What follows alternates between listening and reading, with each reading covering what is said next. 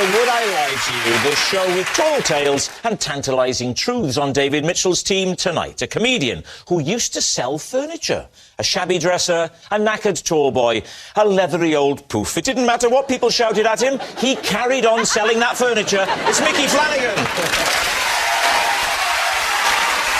And a TV star who's most famous for presenting the BBC News. Reading autocue can be tricky. You've got to make sure you don't accidentally wrong the word say. It's Fiona Bruce. And on the Mack's team tonight, a presenter who last year came top of a poll for TV's most irritating haircut. A decision still being contested by Mickey Flanagan's lawyers. It's Claudia Winkleman. Lock up your daughters, sisters, mothers, aunts and grannies. It's Steve Jones. So we begin with round one, Home Truths, where our panellists each read out a statement from the card in front of them. Now, to make things harder, they've never seen the card before. They've no idea what they'll be faced with, and it's up to the opposing team to sort the fact from the fiction. Tonight we start with Mickey.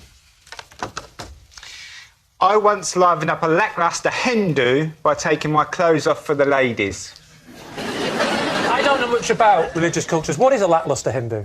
Hen do. Oh, there was a misunderstanding. Where were you? Yeah, I was in Menorca. There was a group of girls sort of wandering around a little bit forlorn, like, you know.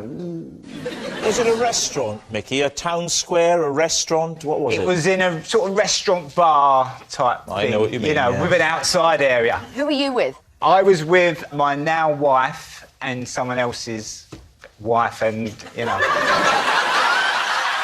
I just went around asking various wives if they fancied to spend time in Spain with me. So what did you do again? I could see the girl sort of walking around tables talking to men. And then suddenly she came up to me and said, oh, would you do a strip for us? And your now wife and your then wife were like, go ahead. My wife's a very open-minded person. Hey, and, you don't have to tell me about it.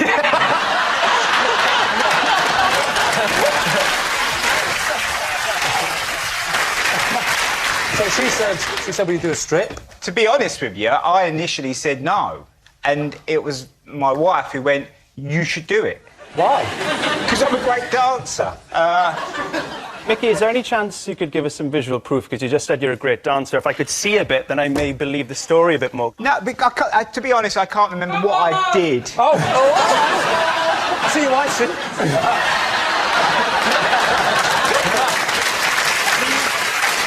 Dear group pressure. Yeah, it's not a group, really. It's just one person who's shouting, come on, with a TV It can spread, though, Dave. I've seen it spread. So go on, Mickey. So there you were in the restaurant. Your wife said, go on, Mickey, have a strip. What happened next? I sort of then had to set the scene. Set the scene. Did you have props? Not props, but I know I need a stage and a pole. I don't think male strippers have poles, do they? Why not? A man can swing round a pole, can't he? I think you're thinking of Morris dances.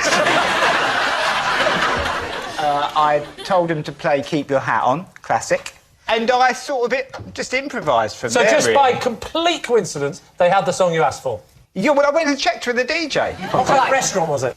I would say dubious. I sort of restaurant where there's a DJ and a pole, you start to doubt the quality of the paella.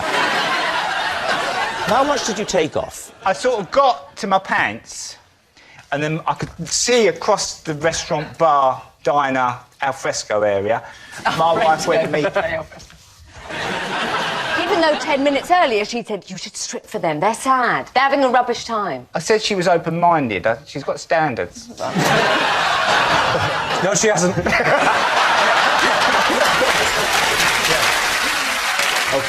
I want to try and set this scene. You're there, the hen is there, your two wives are there. We're wondering, is he going to do it, is he going to do it?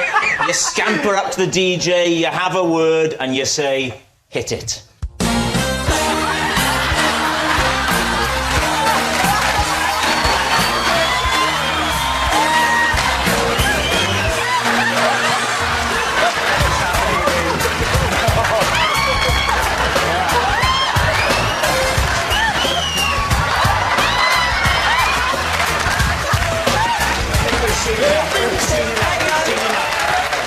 Fiona, on behalf of the BBC, I offer a full and profound apology.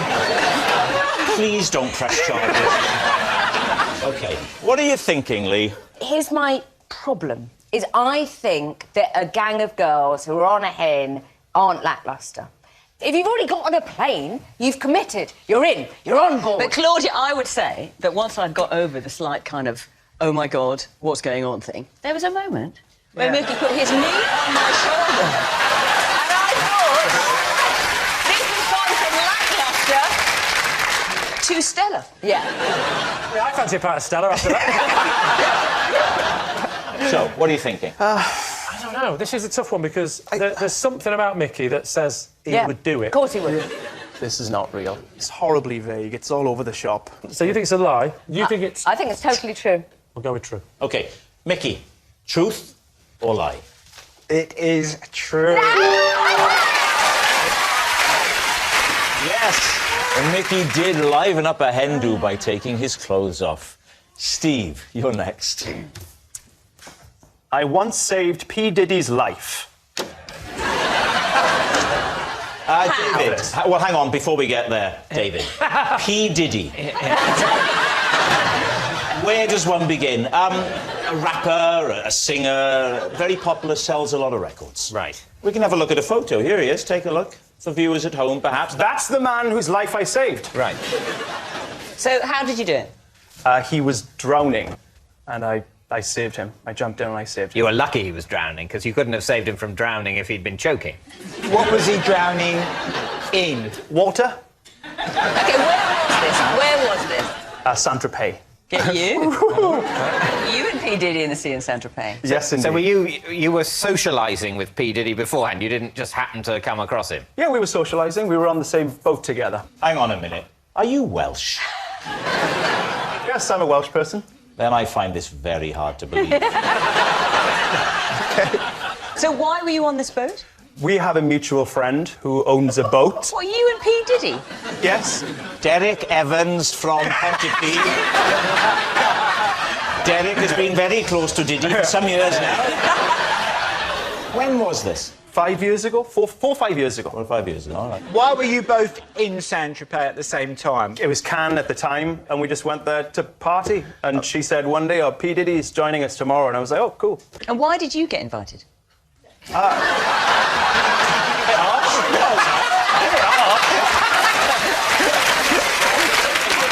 I'm friends with the lady who owns the boat. I'm not friends with P. Diddy, so... Did he come on his own, or did he have some of his entourage with him? He came with one giant bodyguard. And so they get on the boat, him and the bodyguard. Yeah. And then he goes for a swim, or does he fall off? Or was he pushed? We got pretty steaming that night when he got on the boat. It was a bit of a raucous party. The next morning, he was a bit hungover. I remember him saying, yo, I'm hungover. And I was like, yeah. We all Did are. you think your name was Yo?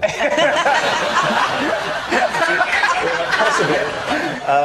He was hungry, and I remember him eating a big bowl of pasta for lunch. Then he was like, I'm going to go for a dip. And he jumped into the ocean off the boat. Said he couldn't swim. Well, this is... Okay, let me finish. We'll get there. Sorry. As he dived, he went, oh, I can't! No. He dived into the ocean. Oh, God, I forgot! I've done that. Haven't you done that? Do you know what I mean? We've all done it. Whose team are you on?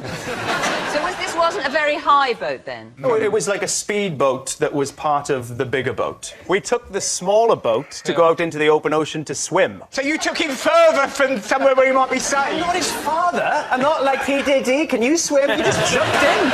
I think if I was socialising with a rap star, I might not ask them whether or not they can swim before they go swimming. I would. You would? Yeah, because if they jump in and suddenly they're drowning, they'll start shooting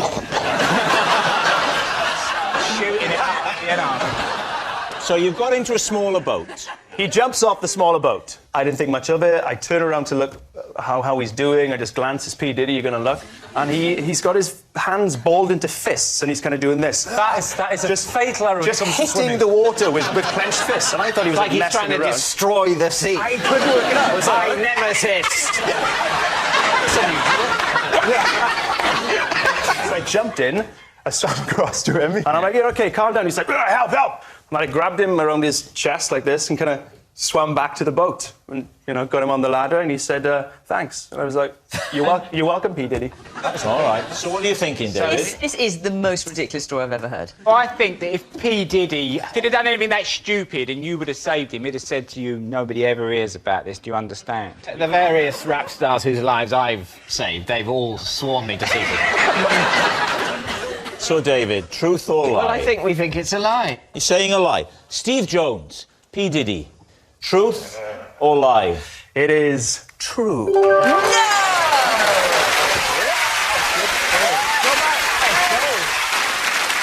Our next round is called This Is My, where we bring on a mystery guest who has a close connection to one of our panellists. Now, this week, each of David's team will claim it's them that has the genuine connection to the guest, and it's up to Lee's team to spot who's telling the truth. So please welcome this week's special guest, Laura.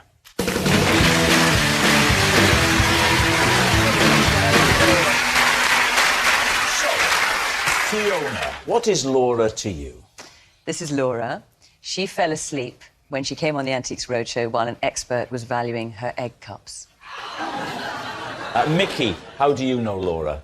This is Laura, she owns my local chippy, and she said if I got her close to Steve, she would give me free chips for the rest of the year. Finally, David, what's your relationship with Laura?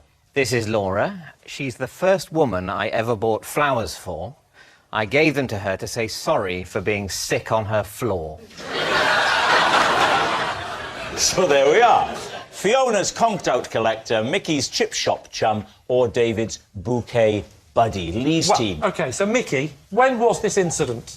It's not an incident. It's built up over time, because I've been going in there and Laura says to me, oh, I've seen you on the TV, and we got chatting. And she's always going on about Steve. Oh, I give a word to see. Steve. And I'm like, Oh, and yeah, this is he's just all right. coincidence. He's young and good-looking. I'm like, yeah, thanks. What's the name of the chip shop, Mickey? The Zappian. The what? Zappian. What does that mean? Zapier. I don't know. Not everything makes sense in the world. All I know is I used to live very near you, as you Yeah. know, and I don't remember... Hence the court case. I don't remember the Zappian chip shop. I sort of stumbled on it, if anything. It was sort of en route, because I would normally go to the Codfather, as you know, in East Dulwich. I prefer the new one, the Well- Codfather 2. That's Set the scene and talk us through the moment when you knew you were going to be on with Steve and you had this thing to tell. How did it go? I come in with my little boy, Friday night tradition, we go and get fish and chips, right? Okay. I know you see your boy on a Friday night. Yeah, but he finishes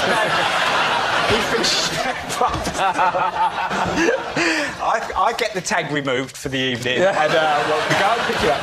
I walk in, and I say to her, I'm only on with that Steve Jones, who you always go on about, but, you know, roughly that. We have a chat. This is what... And she says... And she said, could you get me on the show? I'd love to meet him. Could you... And I said, yeah, I think I can. Yeah. I didn't run round there and knock her up in the morning. Well... Nicky, no one doubts what you'll do for a free bag of chips.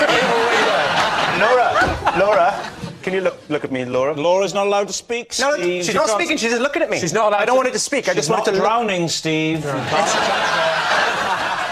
She's not allowed to look at me. No. She can look at you. Oh, that's what I want, I'm not going to speak to her. That's how it always starts, isn't it? Now, is this close enough, He do wants you to see think? if she looks adoringly, doesn't he? That's the thing. She couldn't look any less interested. This lady does not care for me. Not at all. Not ever slated. Nothing. And yet, you watch what happens now. OK. Fiona, were you the person interviewing her when she fell asleep? No. It was one of our experts, Will Farmer, who's a ceramic specialist, and so he was the one who was talking to her. So you didn't witness this event, this is something you found out later? No, I did witness it because I saw it on the monitor. I waited to see what would happen because I thought it was pretty funny. Thought it was funny. I think this woman just died. She's going to be an antique soon. You'd be surprised how often people do fall asleep on the roadshow because it's a very long day. I wouldn't. Oh. How many egg cups was it? Well, I don't know how many were in the entire collection, but on the table were about a dozen. Sorry. Are you sure? Sorry. You ask. No, please. Did you... I promise you, right, I won't do it again. Claudia, have you got a question? I do.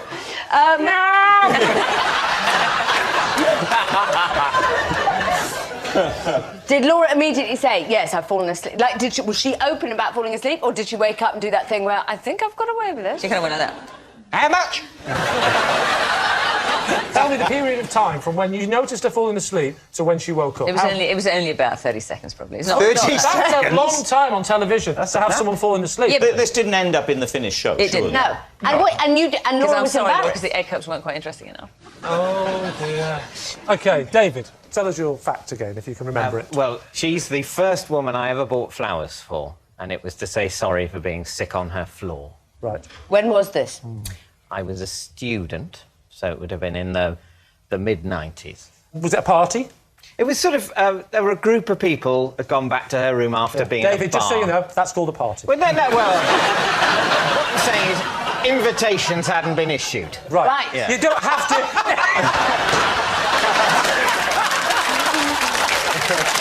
There's a gang of you, you've gone back, you're drunk. At what point do you throw up? You are not awful. Claudia, wait a minute. We don't know if he was drunk or not. Were you drunk? I was drunk. OK. Right. So you get back to the room, you put on some music. What do you do? Well, there was definitely drinking. Yes. I think there might have been crisps. Right. I'll tell you what, all the clues are saying party. Yeah. It is looking that way, isn't it? There was a brief round of musical statues, but it didn't really... No, I remember sitting on a sofa and drinking, and Right. then it goes a bit... my memory fades slightly. Oh. So I think I might have fallen asleep, Before that. dozed off, passed out. And then you wake up and you think, I'm not going to make it. Do you ask for a bucket? No, I didn't think I was going to die. I don't remember much. I remember I wake up, I'm definitely going to be sick in a minute, and I essentially have enough time to lean forward. And then someone produces a bin. Sort Yes. of, I would say, 60% of the way through the process. And what about the flowers? When did they come into it? The next day. I woke up the next day and felt very hungover and quite guilty. Did she clean it up? Did she say... I think Didn't she ask? cleaned it up, but OK. I certainly... what I didn't say is, here's some flowers, and if it's still festering there, I'll go and clean it up now. All right, we need an answer. So, Lee's team. Is Laura confused. Fiona's conked-out collector, Mickey's chip shop chum, or David's bouquet buddy? Who do you want to rule out? Mickey. You want to rule Mickey out? The Zappian? What? Who? What? So you want to rule out Mickey for no other reason than the name of the chip shop? The other thing is, I don't want to get pernickety, but unless Mickey has some magical line to the producer who goes, who's on 3 weeks in advance, I found out who I was with, I think, today. Like, I don't think you know that far. To be honest with you, Claudia, some people get booked well in advance. Was it just me? I think she went to university with David and he threw up on her carpet. Mitchell's not vomiting on people's carpets. He's a class act. He The doesn't one thing you vomit on can floors. say about vomit is that everyone's done it, including the Queen. That is treason! You conjuring up the image in people's minds of Her Majesty hunched over the toilet bowl, heaving and heaving and heaving. You disgust me. Her crown falling in, taking it out, giving it a rinse. Right. So Claudia, you're saying David. You're saying Mickey. Mickey. We'll go with Mickey. OK, you're saying Go it's with Mickey. Right, Mickey. OK, yeah. Laura, would you please reveal your true identity? My name is Laura, and David gave me flowers after he was sick on his car. Yes, Laura is David's bouquet buddy. Thank you, Laura. Thank you very much.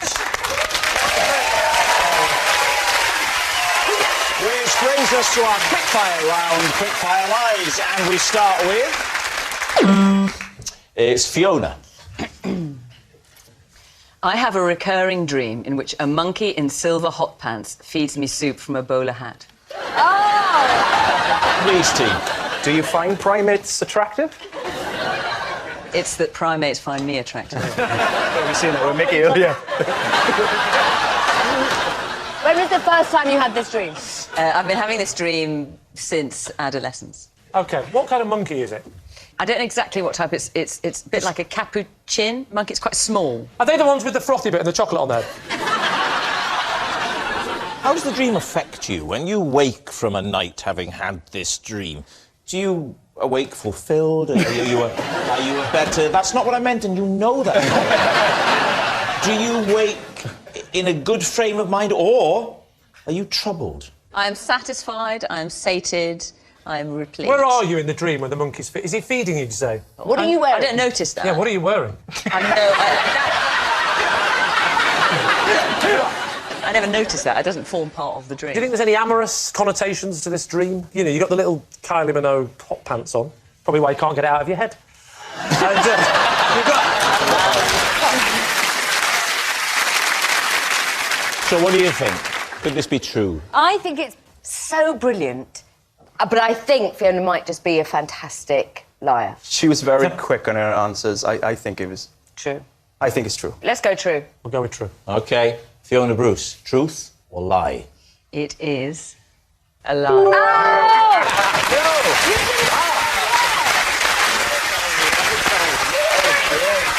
Yes, a lie. Fiona doesn't have a recurring dream where a monkey in silver hot pants feeds her soup from a bowler hat. Next. It's Lee. Oh, possession.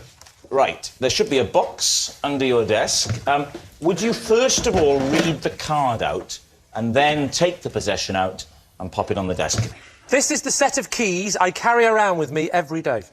I know what every single one is for, apart from one. Okay,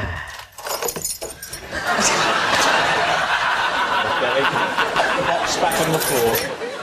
Just take us through the set of keys, Lee, in your own time. Okay. Please don't feel you have to rush. It's not saying his own time, it's all of our time, really. Yes. Isn't it? But, OK, carry on. So now, I've got 3 keys that look very similar, so I have to put those little things on to give you the different colours. And these colours help me a lot, because that's for the blue door, that's for the green door, that's for the yellow door.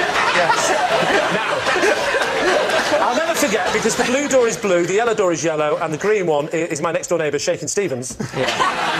What lies behind those doors? So that's my front door key. Yeah. And that's It genuinely blue. is a blue door, my front door. OK? The green one genuinely is my next-door neighbour's key, but it isn't Shakin' Stevens. Yeah. I'm not an idiot. It's Howard Jones. And the yellow one is the key for the door at the back of the house. Now, this one, that's the key for the front door, the bottom lock. What do you call that? Bolt. Yes, I wish I could. Yeah.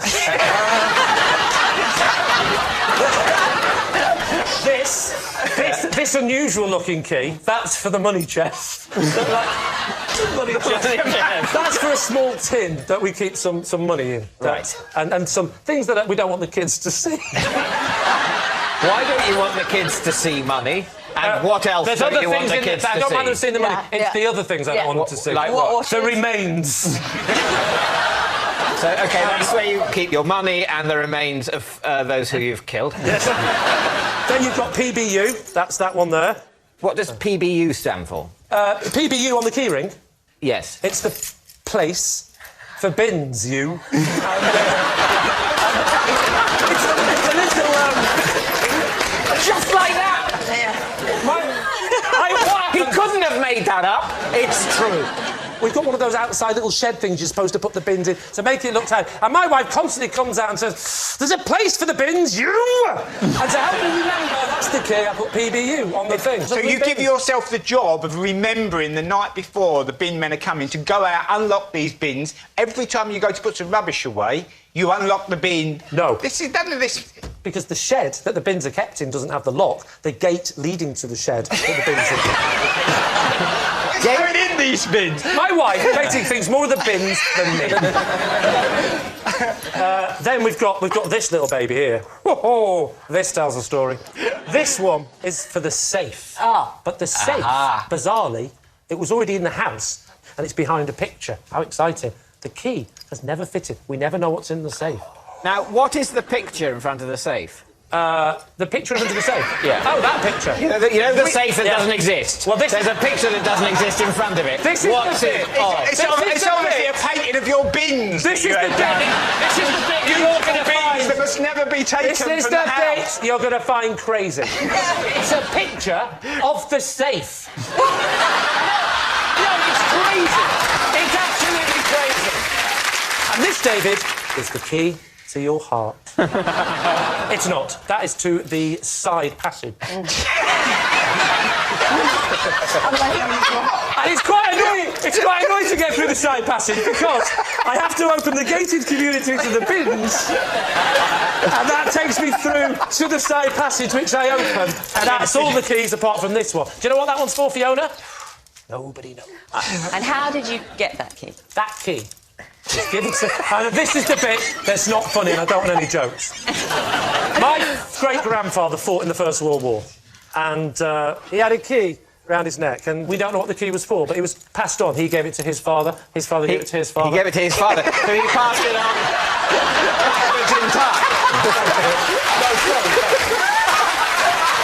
All I will say is, just in summary, I'm not pitching it to you because it is true, but if you don't believe it, quite simply, the story is simple. What is there not to believe? I come home, I make sure the side-gated community to the bins are unlocked, so I can get the bins out, leave them on a Tuesday, I let you open the side passage, get in, lock the side passage, come through to the house, open the safe, I'm moving the picture, I can't open the safe, I always forget, I close the safe, I get the tin, open it up, move the eyeballs, get the money out, close the tin, open the thing, back inside, straight to the front door, which is through, go out, feed Howard Jones's cat next door, who I accidentally said was Shaking Stevens.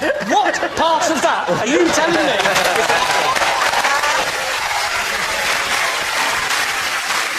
So what are you going to say, David? What does your team think? I think we're going to say it's a lie. Saying it's a lie. Lee! Was it the truth or was it a lie? It was a lie.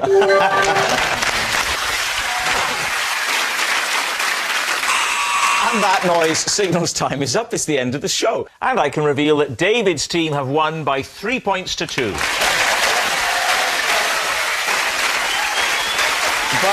it's not just a team game, and my individual liar of the week this week is Steve Jones. Yes, who'd have thought it? Wales' best-looking man telling Steve Jones that he's the liar of the week. Right.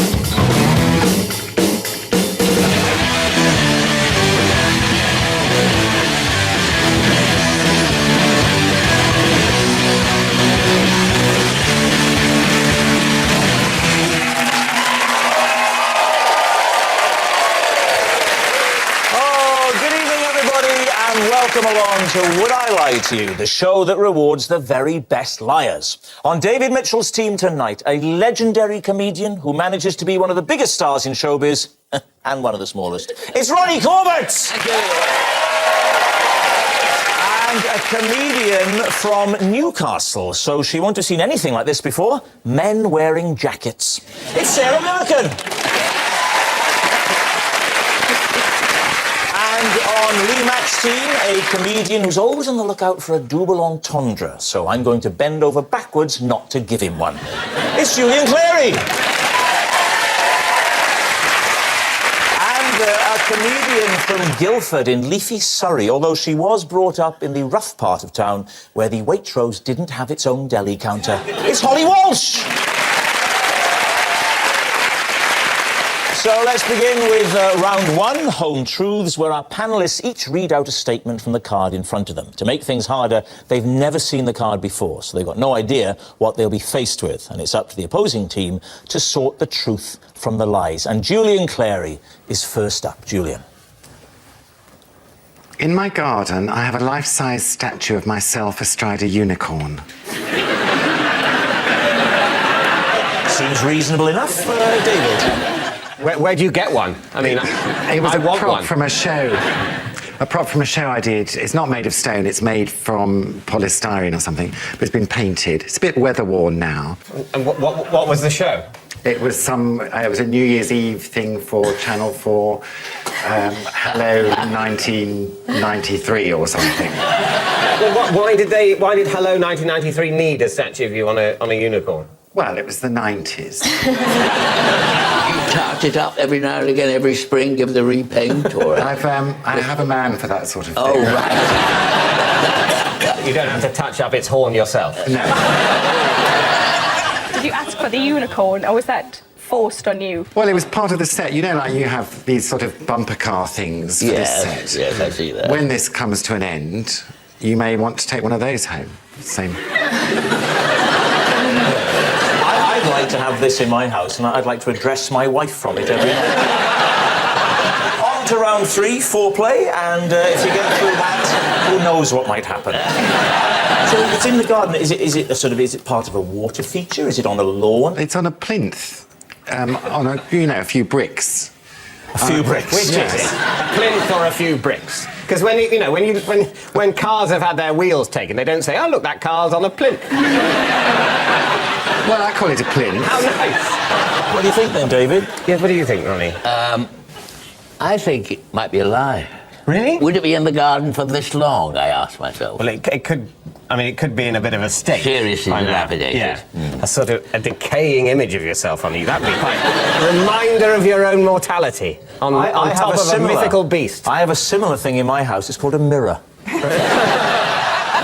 So what are you going to say, David? I think it's true. I thought it was true from the first time we said it. I didn't need any backup. You think it's a lie? I think it's true. I think it's a lie. Well, I think on balance, I think it's true. OK, David's saying it's true. Julian, were you telling the truth or were you telling a lie? It was a lie.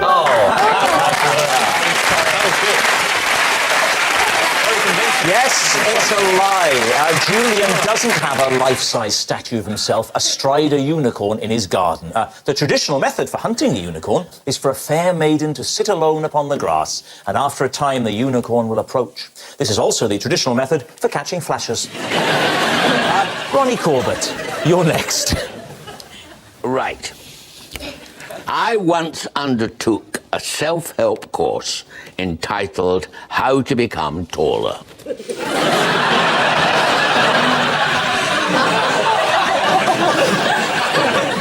Very hurtful, that laughter, I thought, Ronnie. Very hurtful. Was it a step-by-step guide? It was.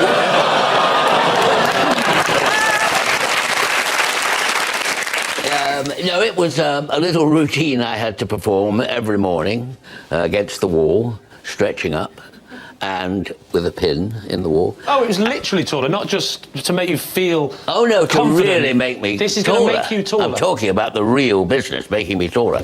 And saying every day and in every way, I'm getting taller and taller. Can I ask you a question? Did you keep the receipt?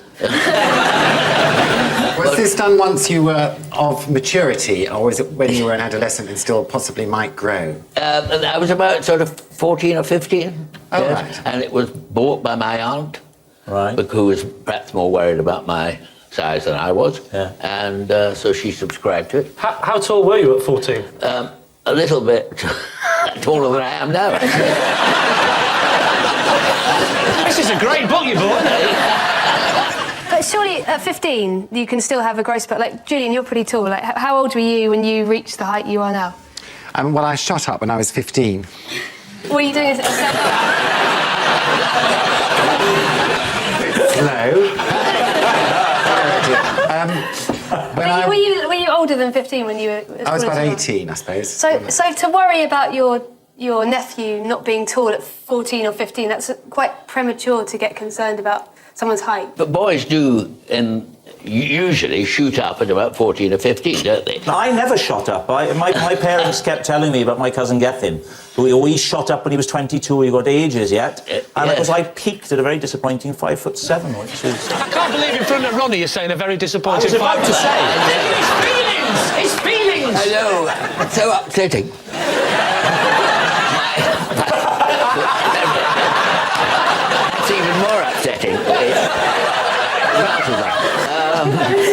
When did you get out of short trousers into long trousers? Oh, what time is it now? So what do you think? Is Ronnie telling the truth? In the context of, what was that, the 40s when you were a teenager? The 1944, 42, Yeah. Right. 41, 42. Sort of I thing don't people think might people have have money believed. to spend on self-help books. It was during the war. They're not going to spend time worrying about how tall people are. Well, you'd think that'd be the time exactly when... Exactly when you worry about we need to be taller than the enemy. Having said that, it would have been annoying if they'd have made you grow an extra 6 inches, sent you in the war, got in the trench, and your head was sticking out. It would have been very annoying, wouldn't it? Now, you've got to get a grip here, Lee, and make a decision. I think we should go for... You're saying truth. Holly, how sure are you? I'm definitely sure you're not. That's not true. I'm sure. I don't know. Yeah, you've answered the question, sweetheart. I'll go with Julian. OK, you're saying it's true. So, Ronnie Corbett, is it the truth, or were you telling a lie? It is the truth. It's true. Ronnie did once undertake a self-help course entitled How to Become Taller. Of course, lacking height is no obstacle to success. I can think of loads of short people who've become household names. There's Ronnie, of course, and then there's Sleepy, Grumpy, Happy, Dozy, Sneezy, Ant and Deck. Sarah, you're next. I once spent an entire day on the Asda shuttle bus just to have a day out.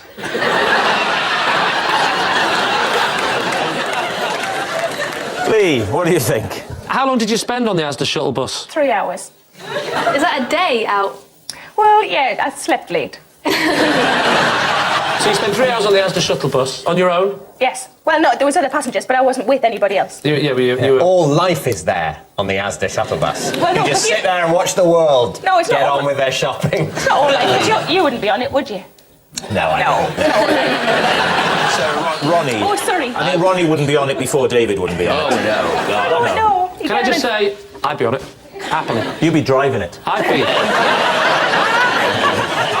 You should be on the Asda shuttle bus because you're quite small and every little helps. No, that's Tesco. Tesco, yes. I like those adverts for Sainsbury's. There's that guy with a really great voice who says, Sainsbury's, try something new today. I'm the voice of Scottish laminate flooring.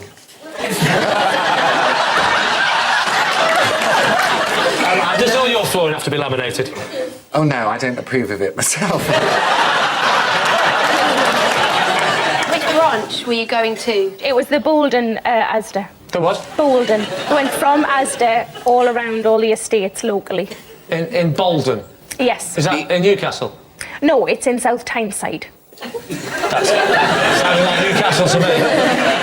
Because you're racist.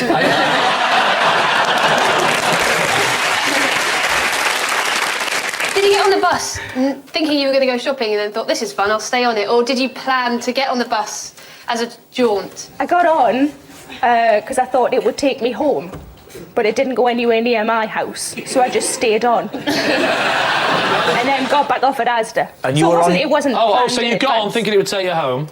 Yes. It does one full revolution back at Asda, and you think, I'll try again, it might stop at my house this time. You never know.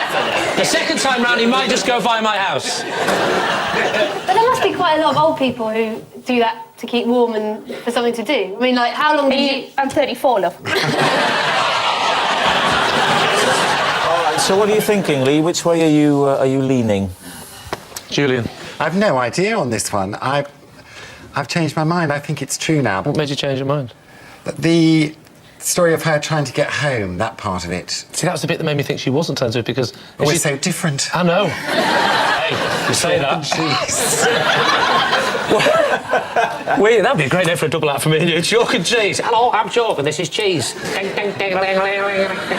I'll phone my agent. Oh, I don't know. Holly? I think it's true. Do you think it's true? So what are you going to say, Lee? Oh, go on then. I will say it's true. You're saying it's true. OK. Sarah, truth or lie? It is true. All right, yes, it's true. Sarah did once spend an entire day on the Asda shuttle bus just to have a day out. There's always one slightly strange person on those buses, you know, that everyone's a bit afraid of. And in this case, it was Sarah. So at the end of that round, David's team are trailing by 4 points to 0. Our next round is called This Is My, where we bring on a mystery guest who has a close connection to one of our panellists. Now, this week, each of David's team will claim it's them that has the genuine connection to the guest, and it's up to Lee's team to spot who's telling the truth. So please welcome this week's special guest, Paul. Welcome, Paul. So first off, Ronnie, what is Paul to you? This is Paul. Paul, I found one morning, bound and gagged in a bunker on the golf course next to our house. David, would you tell us how you know Paul? This is my driver, Paul, and he refuses to drink pints because his hands are so small. And finally, Sarah, your relationship with Paul? This is my news agent, Paul, and he once asked me to watch the shop for 10 minutes, and by the time he came back, I'd broken a window, and there was a little boy had his head stuck in a crisp box. Right, there we are. Ronnie's gagged golfer, David's small-handed driver, or Sarah's unfortunate news agent. Lee, where would you like to start? Ronnie, Yeah. this bunker. Yes. What were you doing? This is early in the morning. Very early in the morning, because I go out very early in the morning, about maybe 7:15, 7:20. On the golf course? On the golf course. In case anyone wants to use you as a tee. It is upsetting. It is upsetting. Mind you, I shouldn't worry, because the other day I walked out in my big golfing flat hat and the greenkeeper rushed out and says, "These bloody mushrooms are early this year."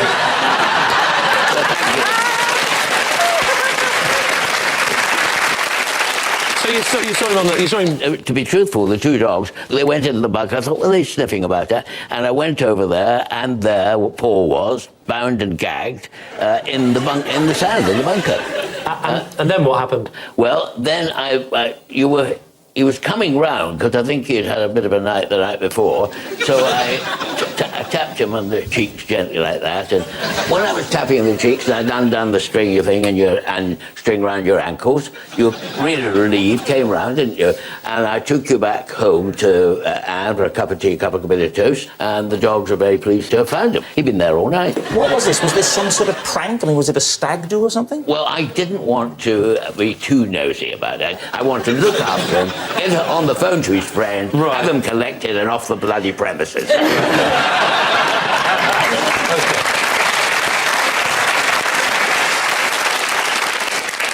Has he kept in touch? We have, really, haven't we? Because we found that your wife was quite friendly with one of my daughters, I think. I remember we haven't seen enough of each other, actually.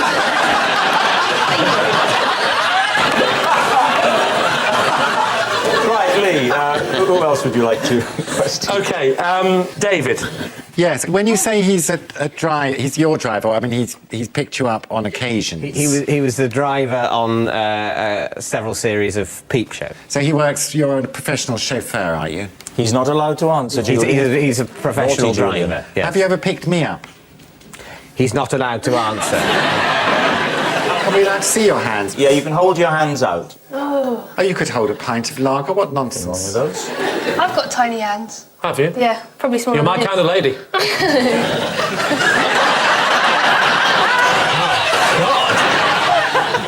David, tell us about the whole business with the pints, then. What Paul told me is that he always chooses to drink bottled beer because when he holds a pint, his Wait, this isn't at the wheel, is it? This is... No,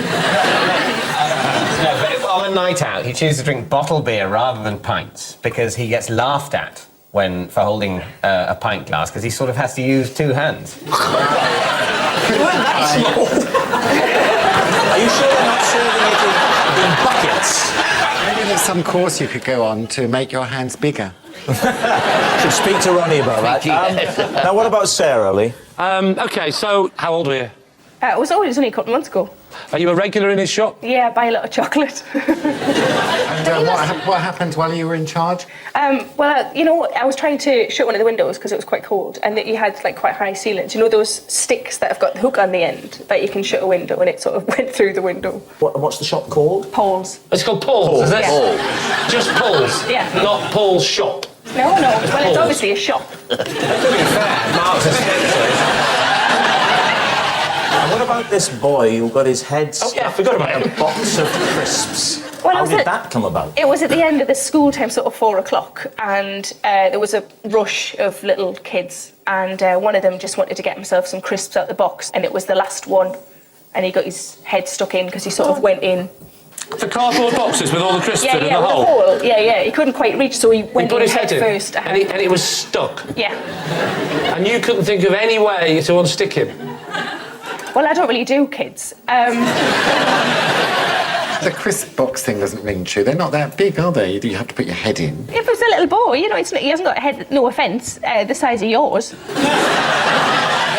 arms are of reasonable length, presumably. Yeah, that's a good point. We need a guess from you, Lee. Is Paul Ronnie's bunker buddy, David's tiny-handed driver, or Sarah's unfortunate newsagent? He does look like a driver. Can I have a look at the back of your head? Back of his head? Yeah. Do you recognise the back of his head, Julian?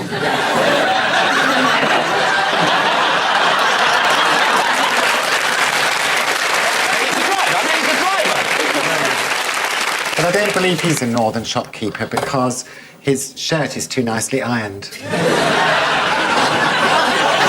See, this is the dilemma now. The dilemma is... You're saying there's no chance of it being It's Ronnie's. unlikely, but I'm not saying it's definite, right? I want that to be true more than any other story I've ever heard in my life. Because that's what I want to see Ronnie doing in the big chair next time.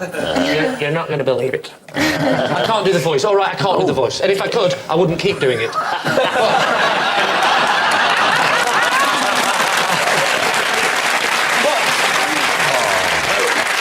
Ronnie, can you do an impression of Rob? No. I've never felt the need to do an impression of Rob. Do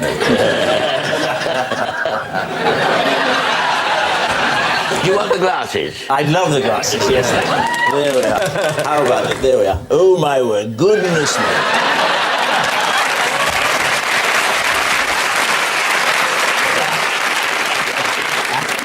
And in a packed programme tonight. Good Lord, you get vertigo in those. Oh, God. Nobody without Lee, you know. God. So, what are you going to go for? I don't know. What do you think? I think it's the driver. You think it's David's driver?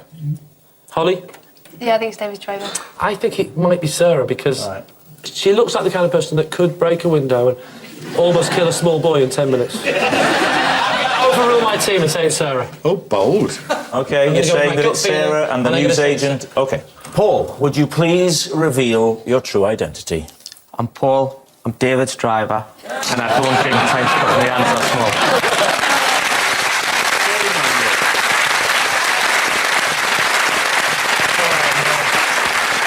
Yes, well, if ever there was a harsher warning of the dangers of a fascist state, I'd like to see it. Thank you very much, Paul.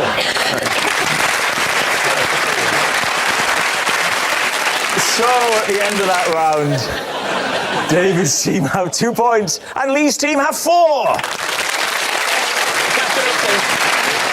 Which brings us to our final round, quickfire lies, in which our panellists lie not only through their teeth but also against the clock. Again, they don't know whether they're about to read out a true fact about themselves or a made-up lie that they've never seen before.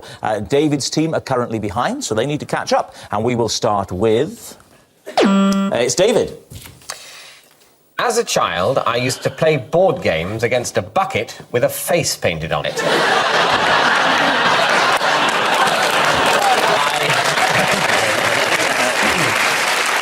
I called this bucket Stephen Tatlock. Wow, what games did you play? Monopoly. I played a game called Diplomacy. And even then, you were thinking of becoming a politician. Yeah. Even then, I'm not a politician.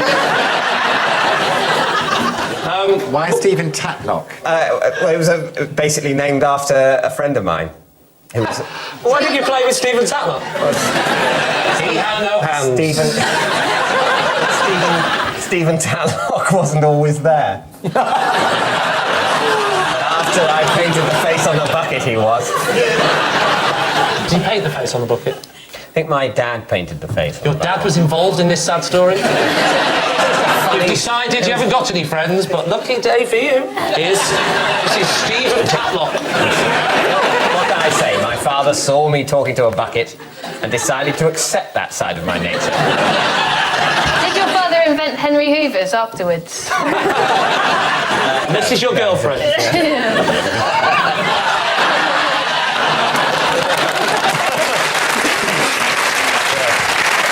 So if you were playing Monopoly, you'd have your go, and then you'd run round and pretend to be Stephen, would you? I wouldn't pretend to be Stephen, but I found I had to roll for Stephen.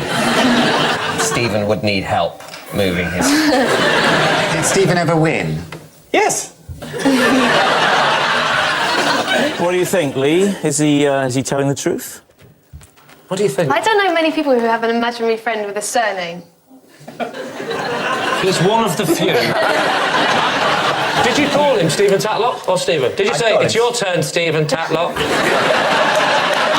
You must do it quickly, or otherwise you'll go the way of the other bucket.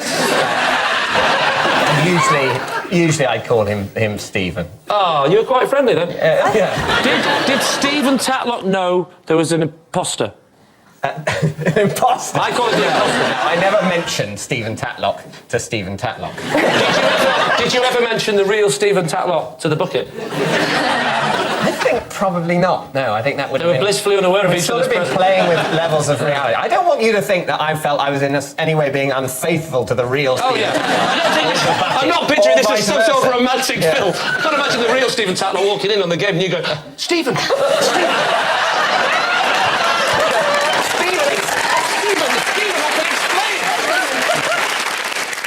So what do you think then, Lee? Time for a guess. Truth or lie? I think it's true. You think it's true? Don't know why. Well, look at David. We know why. What do you think, Holly? I think... I don't think it's true. I might ask my friend, Boris Dickey. Boris Dickey says no. It's a lie. So you're saying it's a lie? Yes. You and Boris say it's a lie. OK, Boris David. Dickey! Boris Dickey. David, truth or lie? It is, in fact, a lie.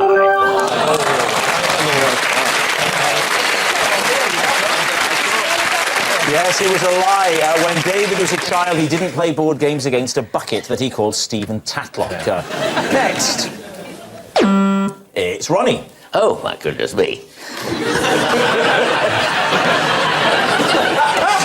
So glad I've been asked. There we are. Last week, I actually had to go into a shop and buy 4 candles. Can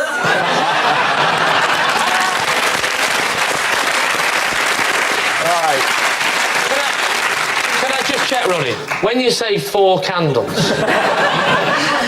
did you mean 4 candles or fork handles? You can have that one if you like. So I went in to buy 4 candles.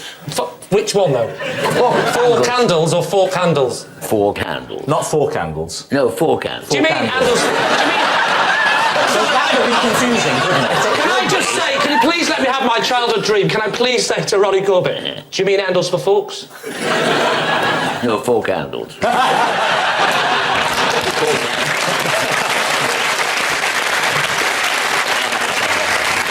So candles that you light? 4 candles, yes. Where was this? Sort of Addiscombe Road. Do you know where Addiscombe Road is? Well, give me a clue. Tell me the town. Well, it's London. Oh, London town. London. And it's a hardware shop, and it was, you know... So you went in and you said, can I have 4 candles? Yes. What did the man say to you? He came back with 4 candles. Now, this is when it gets interesting. When he came out with the 4 candles, were they 4 candles or were they handles for forks? There were 4 candles. Lee, is it truth or is it a lie? Tell me now. Oh, it's just... I want this to be true more than anything I've ever heard in my life. What do you think, Julian? Well, it's a legend, so it must be true. Do you think it's true? Holly? I think it's true. I want it to be true. I want it to be true. Ronnie, is it the truth or were you telling a lie? Well, I wanted it to be true, but I'm afraid it's... Oh, it was a lie. Yes, last week, Ronnie didn't have to go into a shop and buy 4 candles. When you say 4 candles... It's a lie, although Ronnie does love shopping. As if he's good, he gets to ride in the trolley.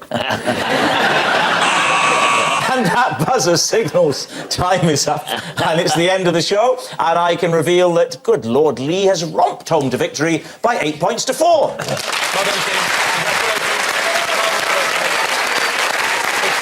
But it's not just a team game, and my individual liar of the week this week is Ronnie Corbett.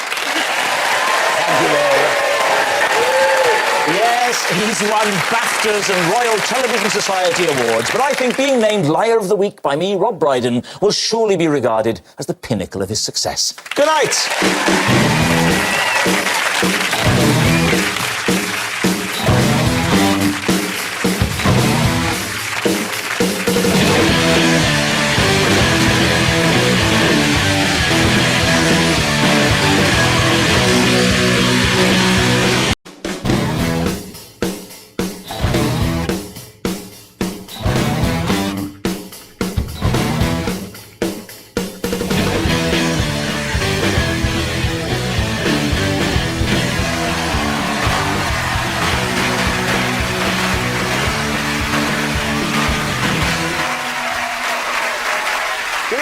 Welcome to Would I Lie to You, the show where dishonesty is sometimes the best policy. On Lee Mack's team tonight, a woman who 30 years ago gave up nursing to become a comedian.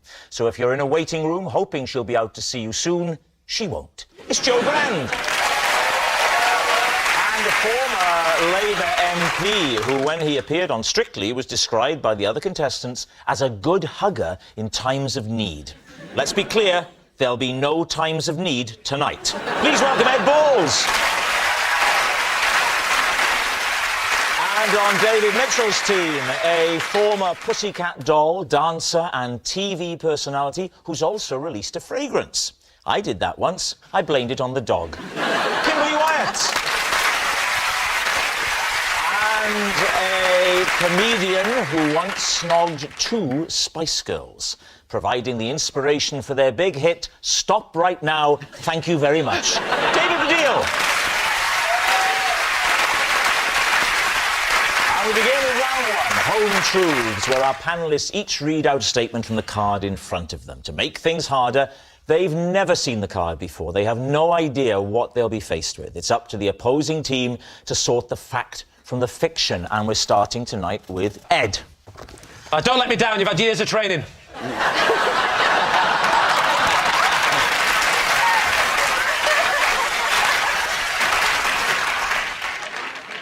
I once negotiated the Home Office budget whilst crawling through a children's ball pit. Right. David. What was your job at that point? I was the economic advisor to the Chancellor to the Treasury, and so my job to sort out public spending. When you say negotiated it, who else was in the ball pit? I was the only person employed by the government in the ball pit, but I was on the phone to number 10 Downing Street who were arguing about money. Do you have children? Yeah.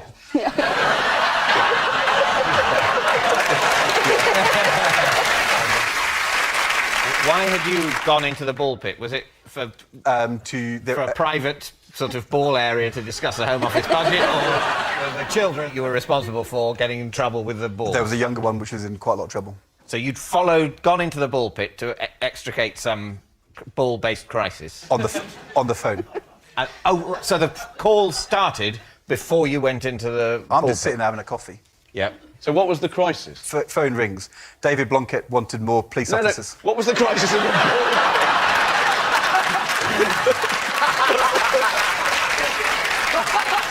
What was the political crisis? What was the problem in the ball pit that made you go in? Yeah. There was screaming and cries for help. It was a blockage. And there are tunnels and things, are there? Tunnels and slides, and the way it works is you have ball pit, tunnels, kind of ladders. This all is sorts Tommy of stuff. Cooper impression. Bullpit, bullpit, bullpit. Tunnels, tunnels, tunnels. Tunnels, bullpit, tunnels. Can I just ask, was the blockage balls or was it a child? I think And if you was, went in there, wouldn't you have caused a bigger blockage? It was. But sometimes you just got to go in. Who has rung you up? Jeremy Hayward. He was the principal private secretary to the Prime Minister, and he's now the Cabinet Secretary. The problem was David Blunkett wanted the police officers. We didn't have enough money, and Jeremy was ringing me to try and sort out the problem. And I'm on the phone, and suddenly the cry comes. And do I admit to Downing Street that I'm in a children's ball player, or do I try and bluff it out? I didn't want to admit that I was more focused on children's ball areas than sorting out.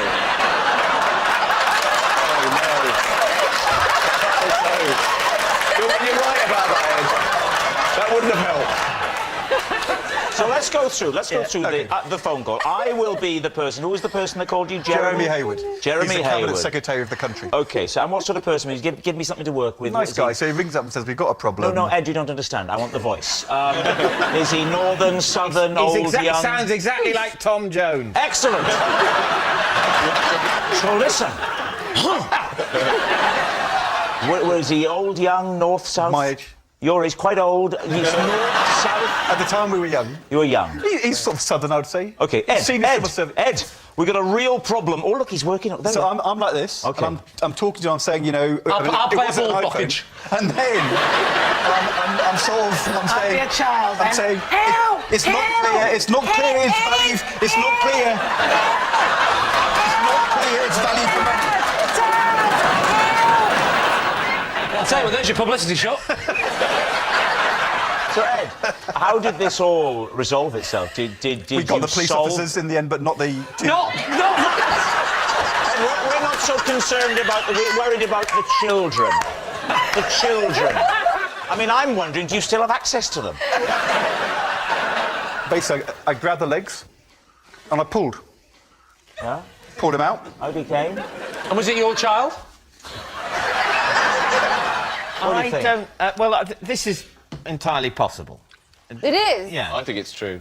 The only thing that makes me doubt it, really, is the coincidence of the balls at the location and the balls in Ed's surname.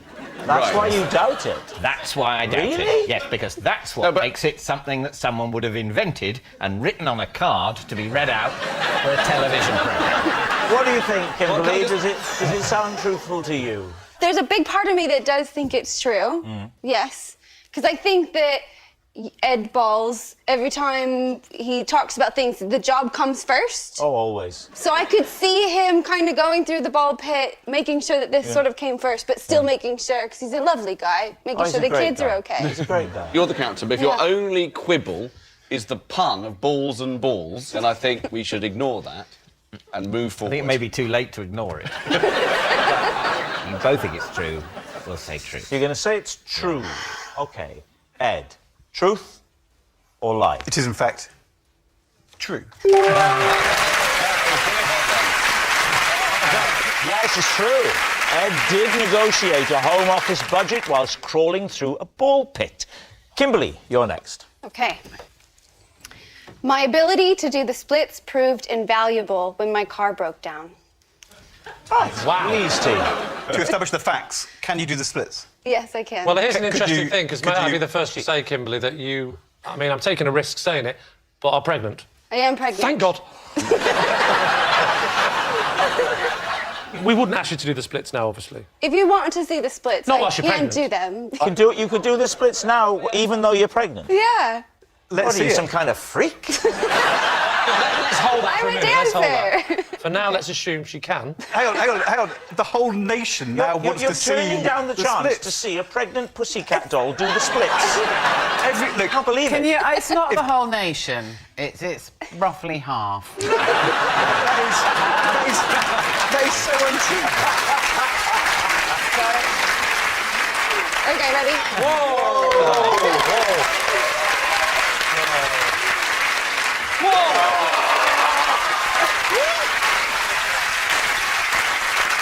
Kimberly, I'm very happy to tell you, it's a boy.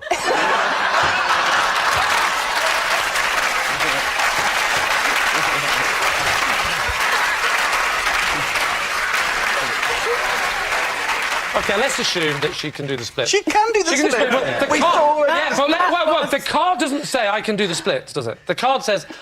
What did the card say? My ability to do the splits proved invaluable when my car broke down. OK, so what happened? Yes. So I was driving to LA to look for a job as a dancer, and my car started smoking and, like, leaking. So I pulled to the nearest truck stop or... Petrol station. Petrol station, thank Services. you. Yes. And wanted to fix the car myself. So I intended to lift the bonnet... Good start. assess the situation and fix it. Right. But the bonnet of the car was really heavy. Can I not just check? Don't you lot call it the hood? I do, but I've been living here for 5 years, so my language is starting to shift. Or get better, as we call it. My husband says he's fixing me, yes. So the bonnet is really heavy, and the thing that holds the bonnet up is nowhere to be seen. Oh, dear. I'm in a pickle. So I look... Is your leg about to... So I look for a you're not going to stick. tell her. No way! Is that where this is leading? I know I want to put oil in my car, and I need 2 hands to do it. No. So the shop helped me make, like, a funnel. No. And I had the other hand with the oil, but I needed to get the bonnet up. So I used my leg. No. What could you get a truck Fill driver? the oil. Whoa. Oh, even better. There was someone helping you with the thing. Why didn't you say, actually, is there any chance you could order? And that's when the little Welsh helper said, no, I think it's better that you do it. I think it'd be better if you did this. So the hood is up, you've got your leg up. What happened then? Then I was putting oil in my car, in the engine. I heard a couple of guys chuckling. While doing the splits?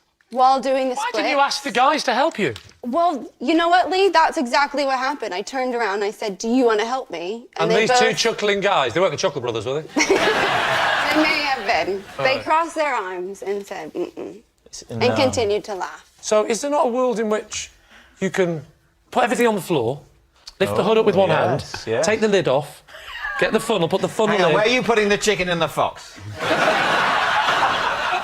I suppose you're reaching down a bit, but I suppose it's tricky. But it would definitely be... It would be tricky, but it would be higher up the list than I'll use my foot. So what do you think? Is it the truth? Well, I'm torn here because I wouldn't give it a moment's thought. This is definitely a lie. But she can do it. She can stick her leg in the air quite high. It's a lie, she can do it, but she didn't need to do it. She wouldn't have done it.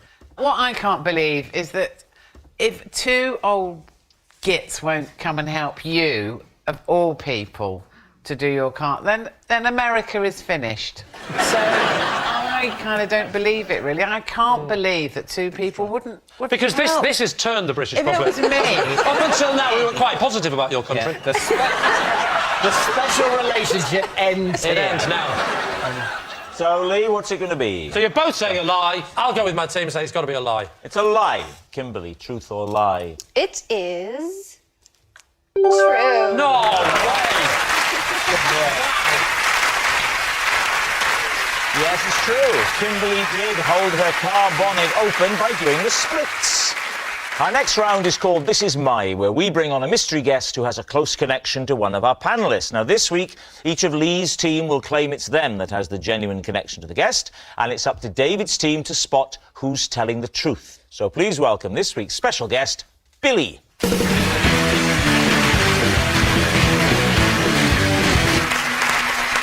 So, Ed, what is Billy to you? This is Billy, my karaoke partner. When I let rip as Lionel Richie, he was my Diana Ross. Joe, how do you know Billy? This is my neighbour, Billy. I once stole his wheelie bin, then texted him instead of my husband to tell him what I'd done. Right. Finally, Lee, what is your relationship with Billy? This is Billy. He drives a barge. And once, whilst I was enjoying a view from a bridge, I accidentally dropped my ice cream on his head. There we have it. So, is Billy Ed's karaoke companion, Joe's dustbin donor, or Lee's sticky skipper? David's team, where do you want to begin? We'll start with Ed. What was the karaoke occasion? It was at a event at the Labour Party conference in Manchester. What is Billy politically? He's involved in the trade union movement. Oh. All right. Oh. And did you know him before? Of course, yeah. And you were singing what song? Endless Love. Endless Love. OK, can you do it now? Do you know the bit in the middle? Yeah.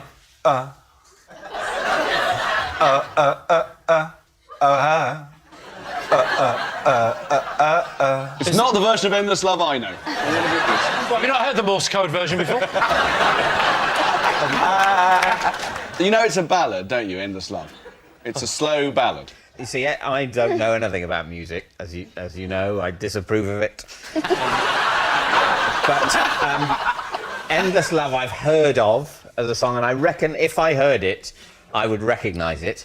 That hasn't happened yet. And you said that you were Lionel Richie and that Billy was Diana Ross. It's a difficult leap to make, to picture Billy. I mean, he's not a natural Diana Ross, is he? No. We don't know what Billy sounds like. That's the great handicap. Or indeed what Diana Ross looks like off stage. But when you were doing this, how many people were there? About 250. And you sang in front of 250 people? Yeah.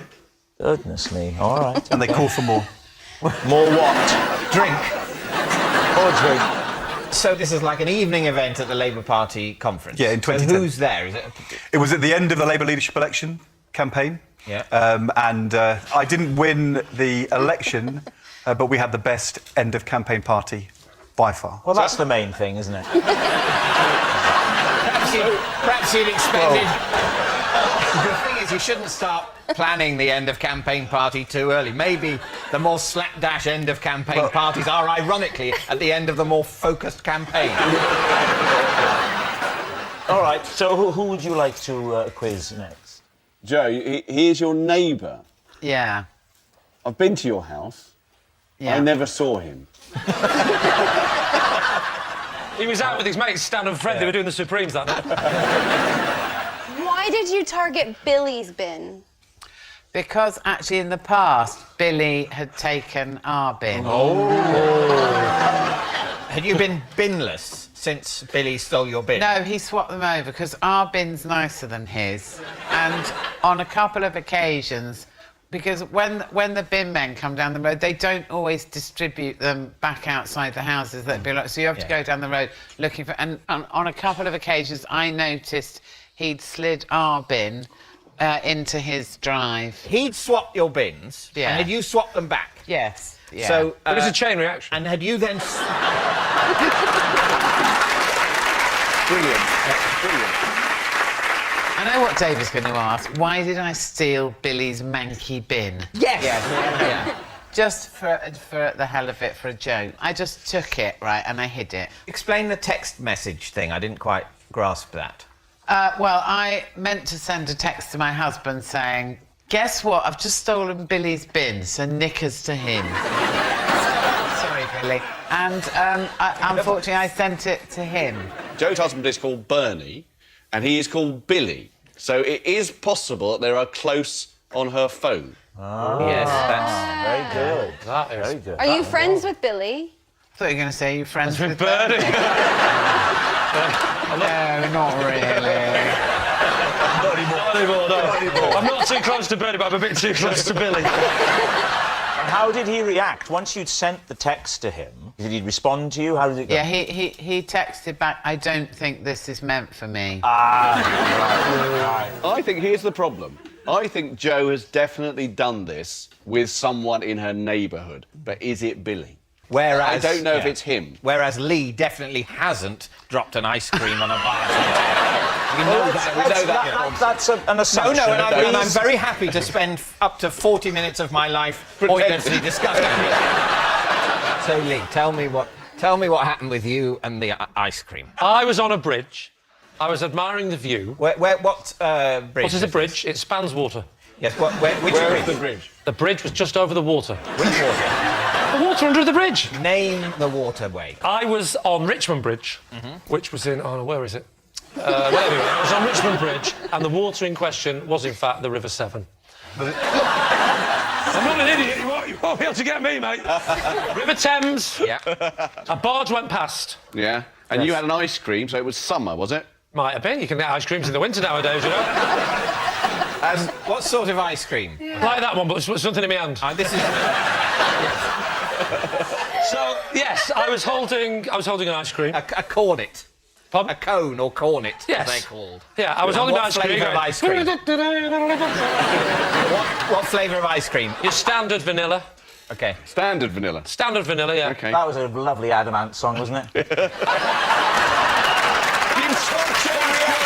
You've got it. What events took place for the ice cream to fall out of your hand? I was leaning over the bridge. I'd done all the things you're supposed to do when an ice cream is melting. I told the little one to lick the edges. Yeah. The little one? The little one. Rob. So I've got my cone. I'm looking over the edge of the bridge like that, and I'm looking at the water, I'm looking at the view, and I'm looking round. It's all very lovely. And I heard that noise you hear. That...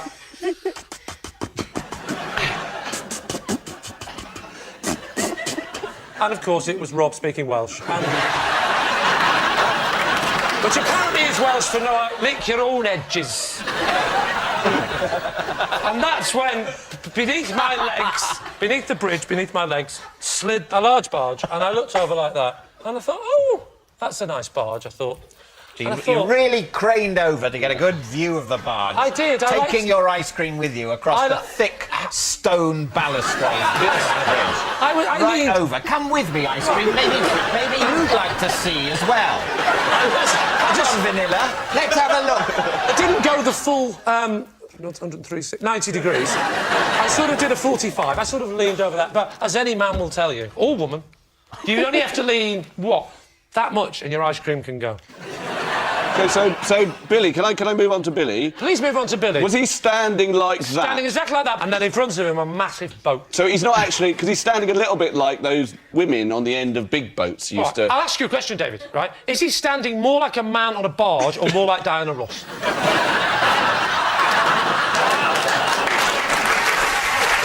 All right, we need an answer. So, David's team, is Billy Ed's karaoke companion, Joe's dustbin donor, or Lee's sticky skipper? Only in the Beano would an ice cream land on a bald man's head in that way. Although, what are you thinking, Billy? I think it's between Joe and Ed. Right. Am I not getting a look in at all? No. Good, because even I was doubting it. I could see Ed and Billy arm in arm singing karaoke. I sort of think it's Joe, because I could believe that Joe would... you know, unnecessarily reignite some unpleasantness in her street. All right, so what are you going to say? It's a terrible, terrible story, but I'm afraid I think it's true. You're going for Joe? Joe. I think we are going with Joe. OK. Billy, would you please reveal your true identity? I am Billy, and I was the Diana Ross to my Lionel Richie. Billy really was Ed's karaoke companion, and it gets better. Oh, my gosh. It's interesting new definition of the word better.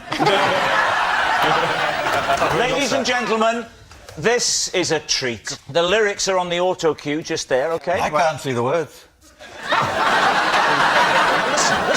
Listen. That's it.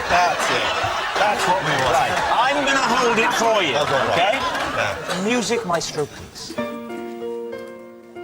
My love, there's only you in my life. The only thing that's right. This is your bit, Billy. This is your bit. Not yet. Oh. My love, you're every breath I take. You're every step I make. Ready, Ed? And I want to share all my love with you.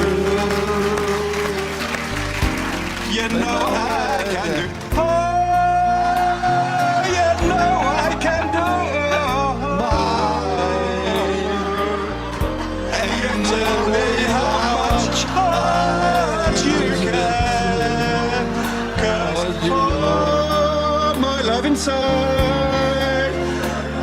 I'll give it all to you.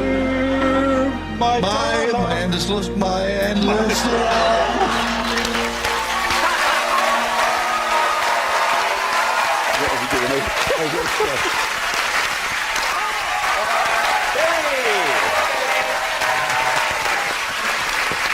Which brings us to our final round, quick-fire lies, and we start with... It's David Baddiel. In a quest to improve my jawline, I once bought myself a chin gym. Please, team. Right. I think that's true.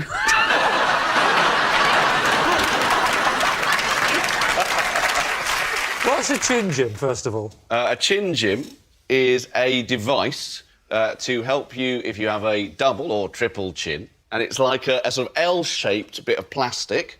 And you bite it really hard, and then you have tiny little weights that you put on the other end of it. And you're like, ah! And then you take weights off, put them back on again. That's a chin gym. What was the thing you were trying to solve? Was your chin particularly weak, or was it just fat? What was the diagnosis? I have a beard.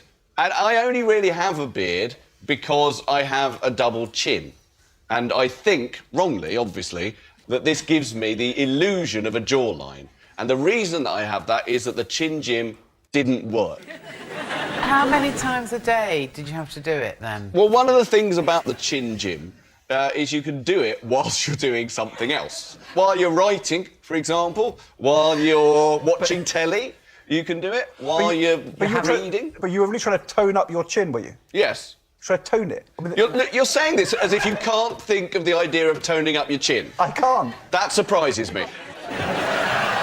All you can do is build muscle up, can't you? There's no muscle in your chin. There's no muscle there. Yeah, there is That's what I'm muscle in saying. your chin. There's muscles. There's muscles. I know there's muscles everywhere. everywhere, but I mean, jaw. well, this is all. I'm feeling this, and I'm feeling a lot of. Don't touch me, balls. Don't touch me, balls.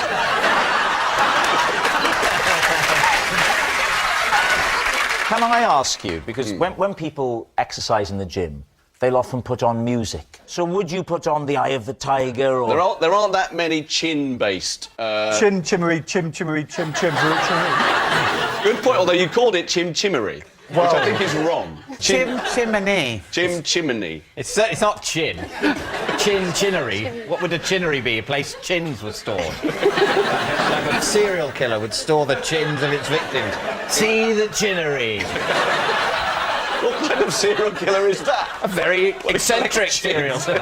I only keep the chins. How long did you stick with it as a method? How long did you Well, it was go in with my house for about 7 years, but I used it perhaps twice. Twice? So what do you think? Is he telling the truth? Well, I think it's true. You do? Oh. Yeah, I can imagine people being a bit desperate to get rid of their double chin and thinking... But it's the way he's described the contraption, I'm just thinking it's nothing that a ruler and a small can of beans wouldn't sort out. You're saying... Well, I think it could be true. Well, then let's say it's true, shall we then? We'll go for true. All right. Preposterous, but true.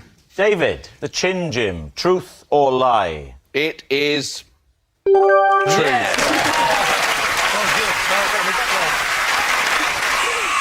That noise signals time is up. It's the end of the show, and I can reveal that the scores are tied. It's a draw. Thank you for watching, and we'll see you next time. Good night.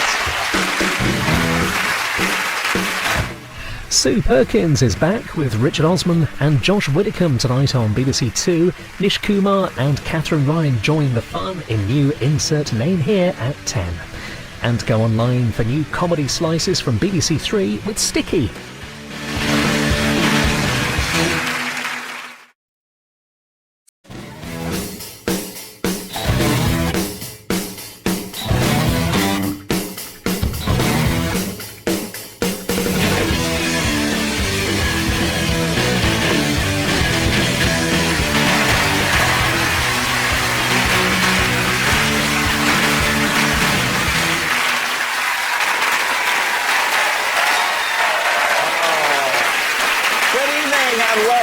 I Lie to You, the show that celebrates the dark art of the tall tale. On David Mitchell's team tonight, he's spied on more birds than a teenage Russell Brand.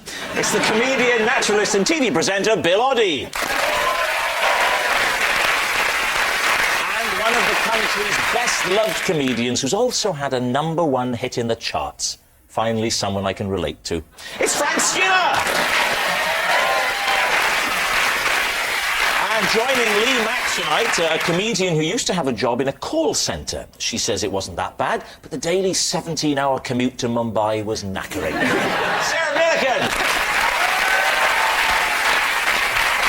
And a comedian who trained as a chef but had to give it up when he realised he wasn't a rude, cantankerous arse. John Richardson!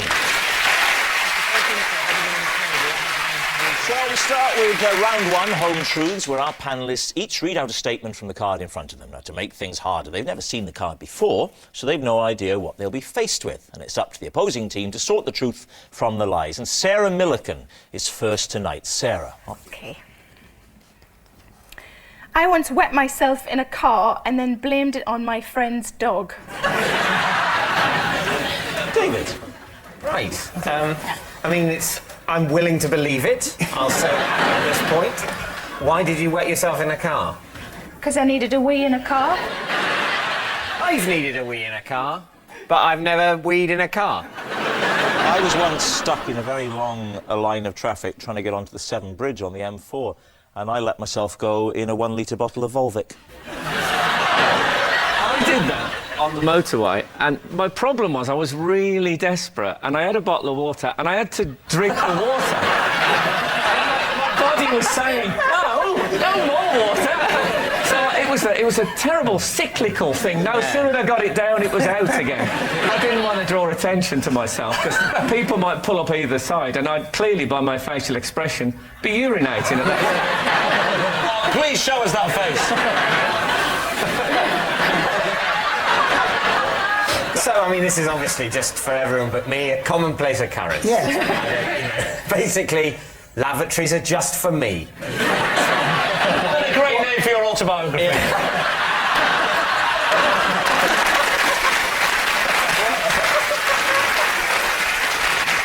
Who did you blame the dog to, if you see what I mean? To the mechanic when I took it in for a valet. So whose car was it? My car. Your car? You peed in a car? Yep. Were you in is there a good reason for that? Were you in a traffic jam after a large bottle of Evian? I was, well, just tap water, probably. I've never been in a car with a tap, so, you know. It's a very posh car.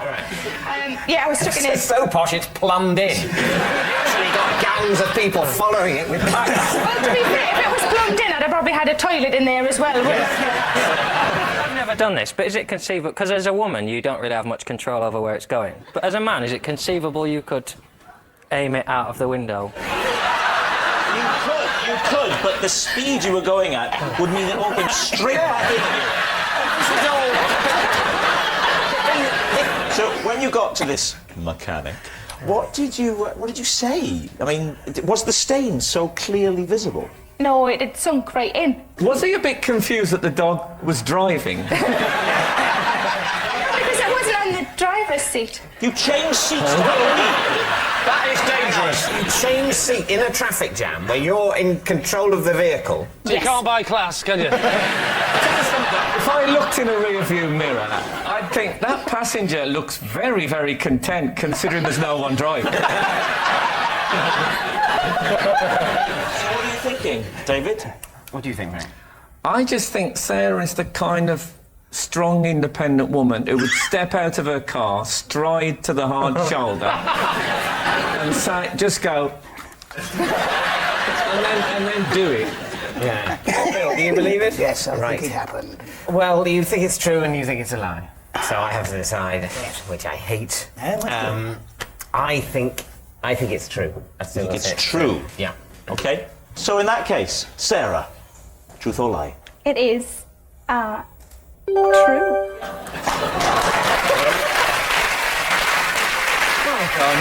You listen to it in future. Goodness me.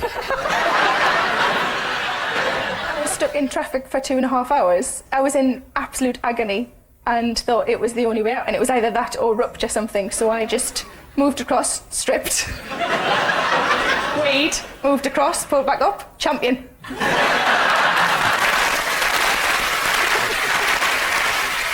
Well, there we are.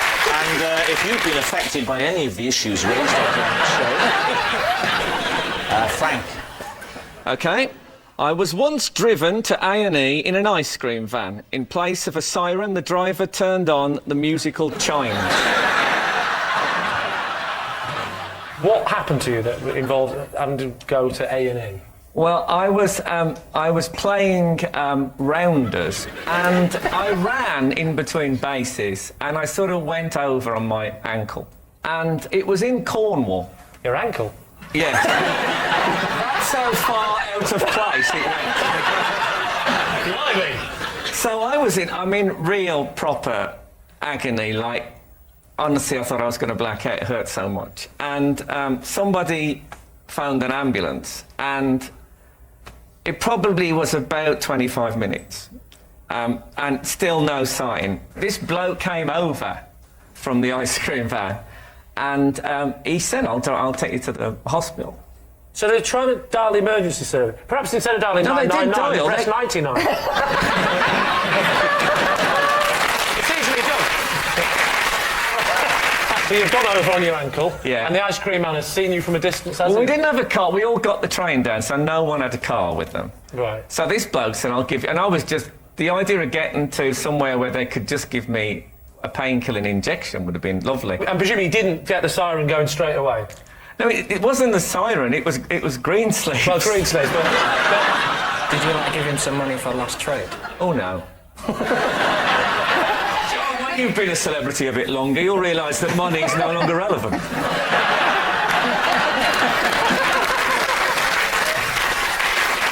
Whereabouts in Cornwall were you?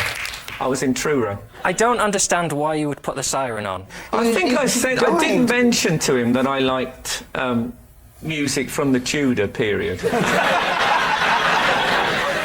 I also don't understand why you were in Truro, because if you didn't drive, you would have got the fast service to Penzance. Our holiday was a combination of rail travel and taxis, and a little bit of ice cream vans. So, time for a decision. What do we think? I'm not happy with it. You're not happy with it? Not happy with it. You're not having it? Oh, I think it's true. I don't want to become Trevor Travel Planner, but if... I mean, a rounders kit is something you throw in the boot of a car. You don't take it on a train. OK, so you're saying it's true? I think it's true. John thinks it's a lie? Yeah. We'll say it's a lie, then. You're going to say it's a lie? OK, Frank, truth or lie? It is a lie.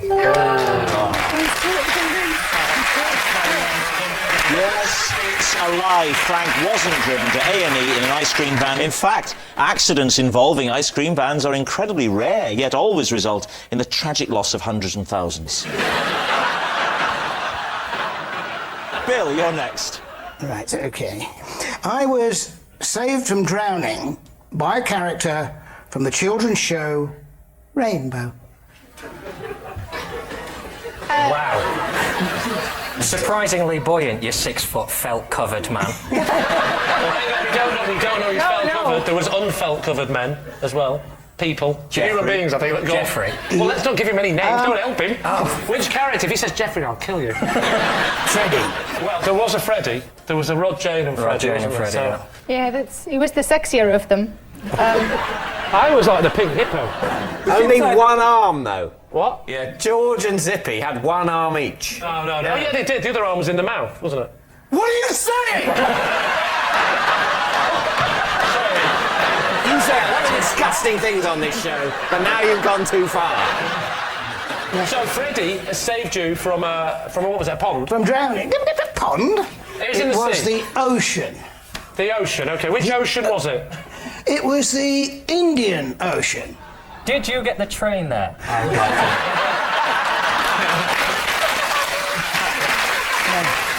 Now, the question I want to know is Fred from Rod, Jane and Freddie, is he on holiday with you, or is this an unbelievable coincidence?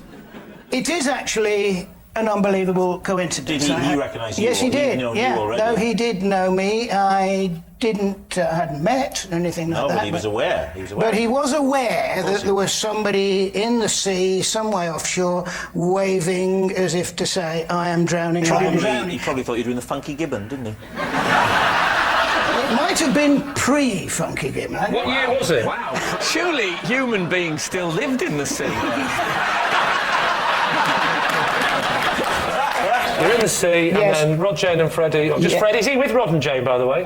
He was with Jane. Well, Jane and Freddie were a couple, weren't they? I think there still are a couple. Did Rod must have felt left out? He was giving it to Zippy.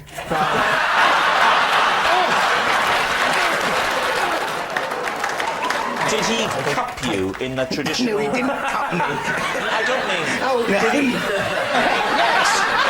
Well, I'm not suggesting he'd arrive before I save you. So I got pulled in backwards, yes, on my back. To the shore? Yes, back to the shore, and it was Well, about... how's he going to be back to the shore? He's not going to take him further out. You had been intercepted by a lifeboat.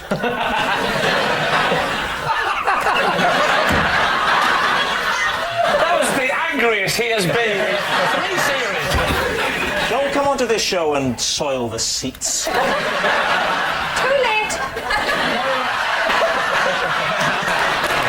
So, Bill, he gets you back to the shore. Was that the end of it? We then exchanged pleasantries and said, you know, what the hell are you doing here? They were on holiday, we were on holiday. Total coincidence. My query would be this, and it's not train related. If no one else but Freddie was around, how did you not know you were on holiday with Freddie? It was a very small island. I'll name drop it now. In the Seychelles. Ooh, bit of class.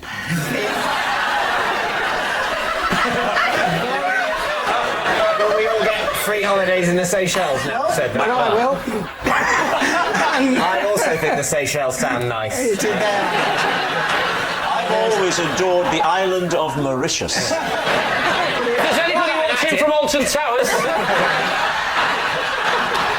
Okay, lady, time for your decision. What is your laser-like mind telling you? It's a lie. Do you? Yeah, I think it's a lie, because I don't remember any episodes of Rainbow that had Freddie swimming in them, so I'm not sure he could. I think it's true, but I just have this really sad image of lots of other people watching you drown. Bloody get him in. OK, John says it's true, Sarah says it's a lie. I'm going to say it's true. OK. Very well, the answer is... It's true. Yes, it's true. Bill was saved from drowning by Freddie from Rainbow. Our next round is called This Is Mine, where we bring on a mystery guest who has a close connection to one of our panellists. This week, each of Lee's team will claim it's them that has the genuine connection to the guest, and it's up to David's team to spot who's telling the truth. So please welcome this week's special guest, Kathy.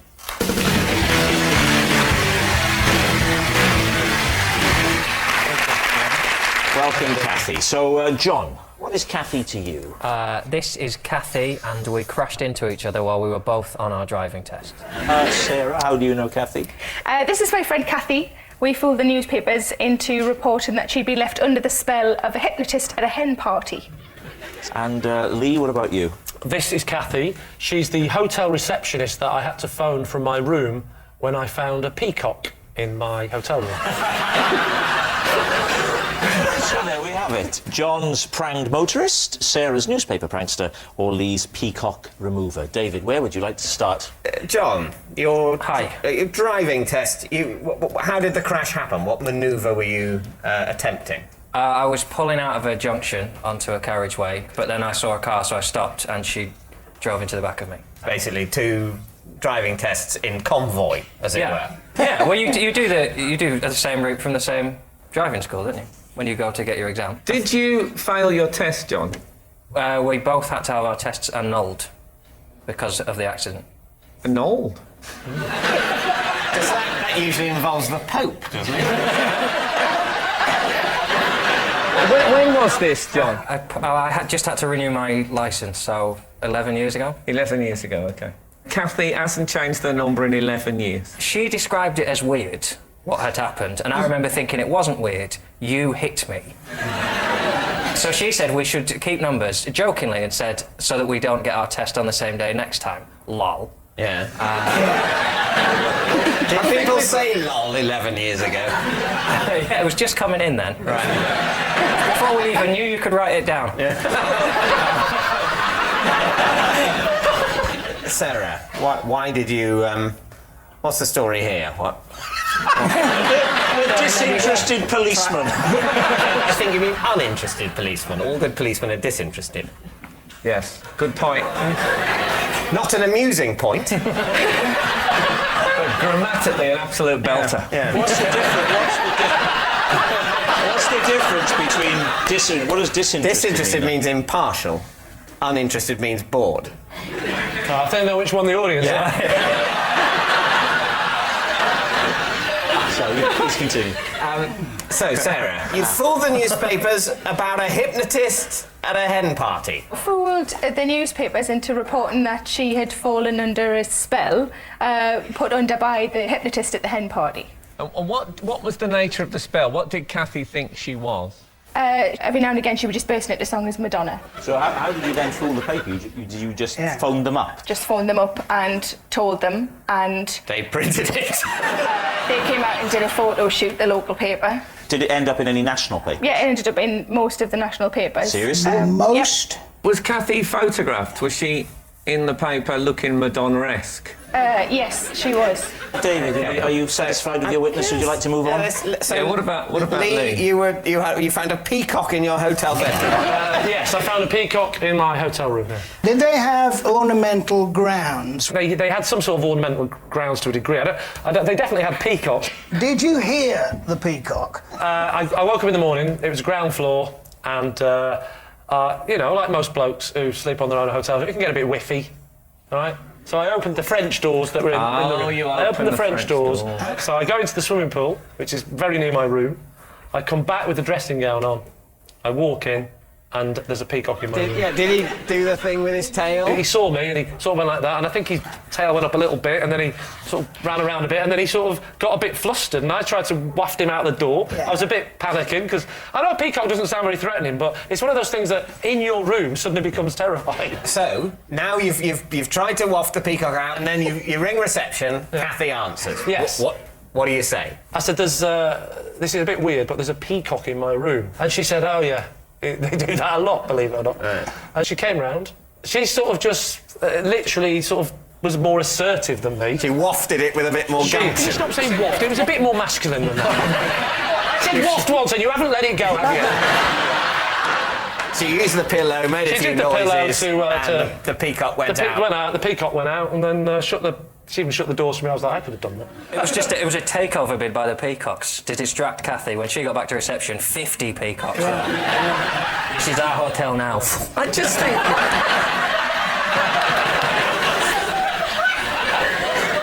think a receptionist would phone someone else, another member of staff, to deal with. It wasn't a big 5-star hotel. It was a sort of, I don't know what star it was, but it was a sort of, it was more casual, the hotel, than you're imagining. No. Peacocks are in very posh places and very formal places. Very rural places, generally. No. It's not like you don't farm peacocks. Yes, you do. People do farm peacocks. Okay, yes. This countryside is covered in massive flocks of peacocks. No, but they do farm peacock milk we endlessly drink. There's nothing more informal and laid back and basically hippie-ish than those hotels with peacocks milling around.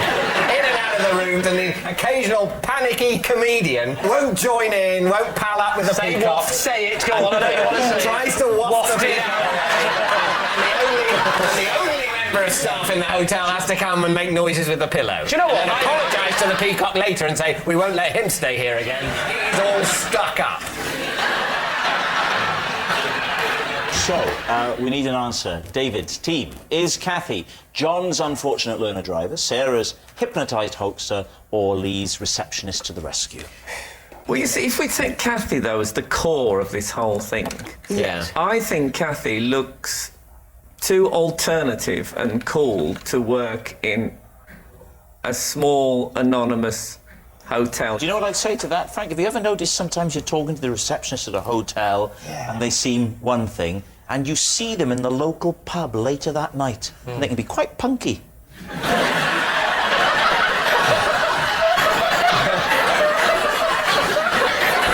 Right, David, decision time. What are you going to say? Bill, what do you think? I would think that it could be the Peacock rescue. I can see her doing all the moves for Madonna. I can see her with 3 muscular black men behind her doing a synchronised dance. So can she, by the look of it.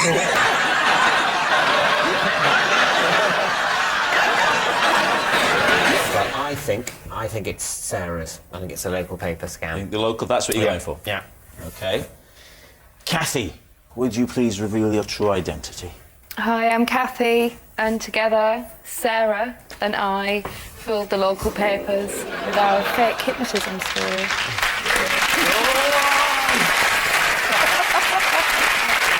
Wow. It was in the national press, it went in the Star and the Express, but it was biggest news on the Shields Gazette, where it was front page news. There it is. Thank you very much, Kathy.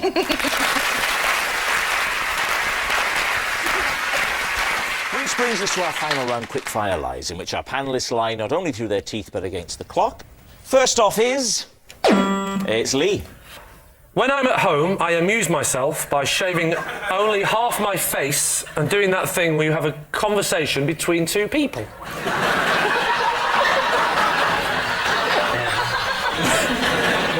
What are the characters of the shaved Lee, unshaven Lee? I'll often do a sailor because that suits the look of the longer beard. Could we have a little bit of sailor? Looks like you shaved half your beard off again. Hang on, that doesn't make sense because it doesn't. It looks like he's got the complete beard. No. He's got the beard and he's talking to the man. To the other person, yes. Looks like you shaved off your beard off again. Yeah, but the other person looks like The he's... little boy looks up and goes, I couldn't help it, I had to, because I was feeling a bit hairy. That doesn't make any sense because the other one looks like he's completely shaved his beard. No, sorry. I've shaved half the beard. Yes, I know. The one with the beard is the sailor with the beard. Looks like you've shaved off your... Meaning him. half your beard off. The other to fella. the other one, who's then sort of going, yes, I did. Yes, I did, you shaved half it off. But it doesn't look like they've shaved half it off. It just looks... They shaved it all off. No, you're wrong. No. I've shaved it all wrong, David. Wrong. I'll do it again. Right, man with half a beard. Yeah. You looks like you shaved... No, the character you're playing. Wait, the man with a flip. Let me finish. Okay. Looks like you shaved off your beard off again. Okay. Yes, I had to, but you should see the other side. Look, it's still there. And then the other fellow goes, I'm just as bad as you. Look. If you let the story finish, you know I'm using it up. Why did you say half in the first remark? Did you say it looks like you shaved your beard off again? Should we shave your whole beard off again? And he's going, yes, I know, but then let me show you more fully. Like you did. I didn't say it like a red boy. Coincidence, because I too am a cock.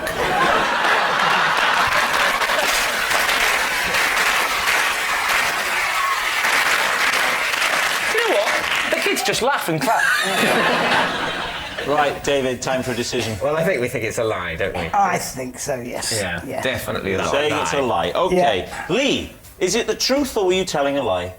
It is, in fact, true.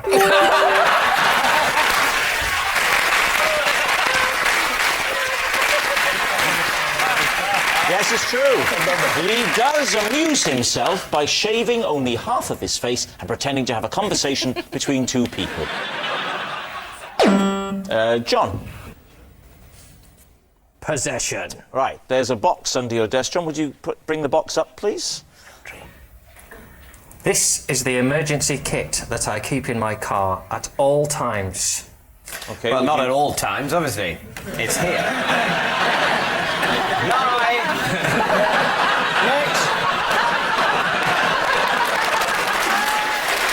John, will you take it out of the box and put it on the desk there? What would have been brilliant then if he'd have took his car out?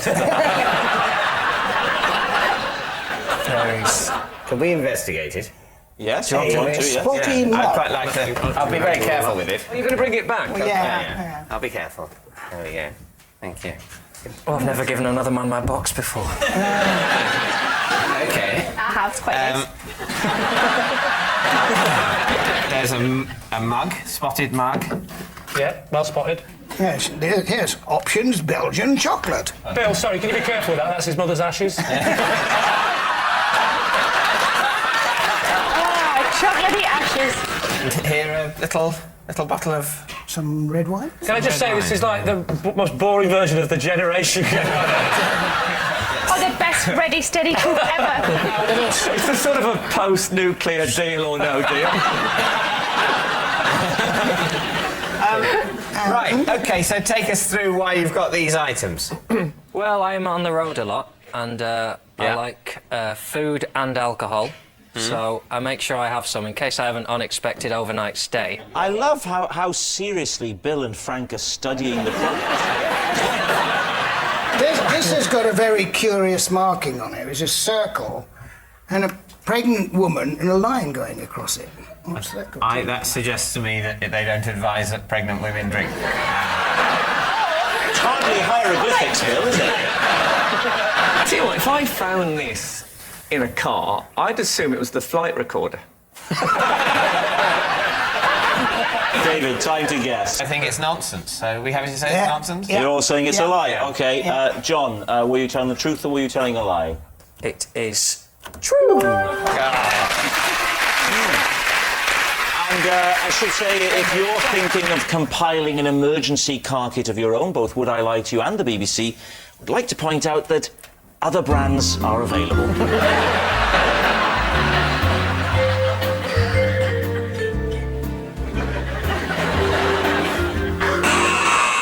And that noise signals time is up and it's the end of the show, and I can reveal that tonight's winners by a massive 7 points to 3, Lee's team.